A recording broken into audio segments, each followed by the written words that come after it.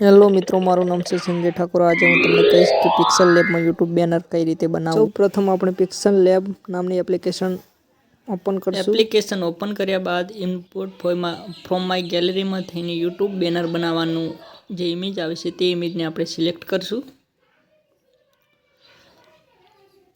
આ ઇમેજને સિલેક્ટ કર્યા બાદ આપણે તેના ઉપર ફોન્ટથી લખશું યુટ્યુબ।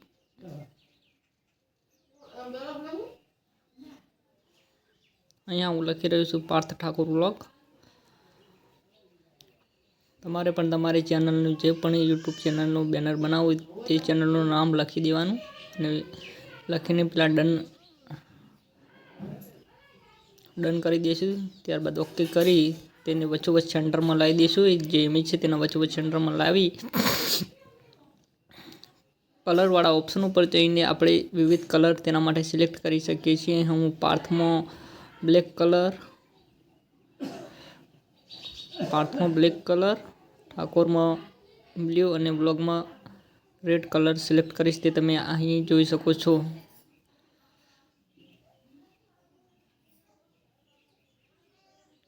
બ્લુ કલર અને બ્લોગમાં રેડ કલર કર્યું। આ રીતે તમે પણ તમારા ચેનલ માટે કોઈ પણ કલર સિલેક્ટ કરી શકો છો। ત્યારબાદ ટેક્સ્ટમાં ફોન્ટમાં જઈને તમે વિવિધ પ્રકારના ફોન્ટ છે તે જોઈ શકો છો અને તમારા ફોન્ટ પણ તમે એડ કરી શકો છો અને એ ફોન્ટને તમે તમારી રીતે ડિઝાઇન કરી અને રાખી શકો છો।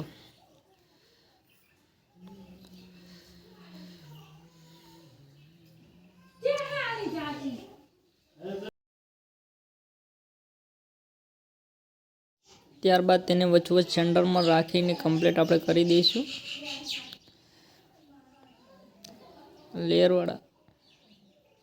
લેયરવાળા ઓપ્શનમાં જઈને લેયર લાવીને તમે કમ્પ્લીટ વચ્ચોવચ્ચ સેન્ટરમાં રાખીને તે લેયર ઉપર ક્લિક કરશો તો લેયર જતા રહે છે અને આ રીતે તમે ફોન્ટને વચ્ચોવચ્ચ રાખી શકો છો કમ્પ્લીટ વચ્ચે।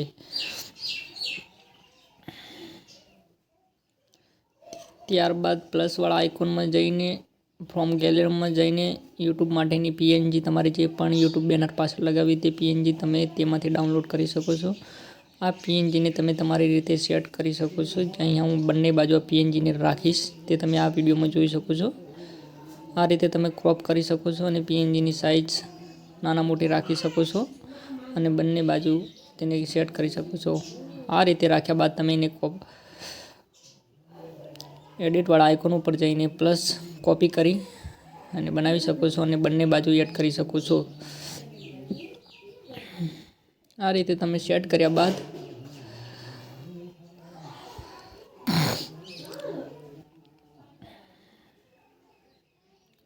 આ રીતે તમે જોઈ શકો છો તે રીતે તમે તમારા યુટ્યુબના બેનરમાં સેટ કરી શકો છો। ત્યારબાદ આપણે લેયરવાળા ઓપ્શનને રિમૂવ કરી દઈશું। આ રીતે તમે પણ સેટ કરી શકો છો અને ટેક્સ્ટવાળા આઇકોન ઉપર જઈને તમારે જે પણ લખવું હોય તે લખી શકો છો। અહીંયા હું લખું છું કે એવરીડે બ્લોગ જોવા માટે સબસ્ક્રાઈબ કરજો।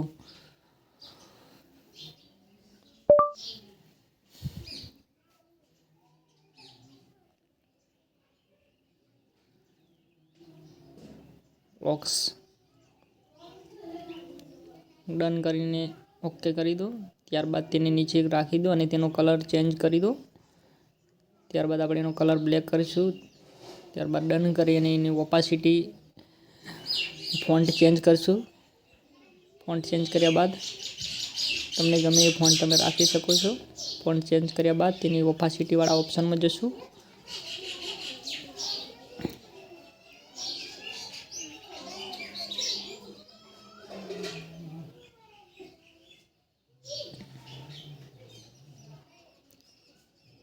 પછી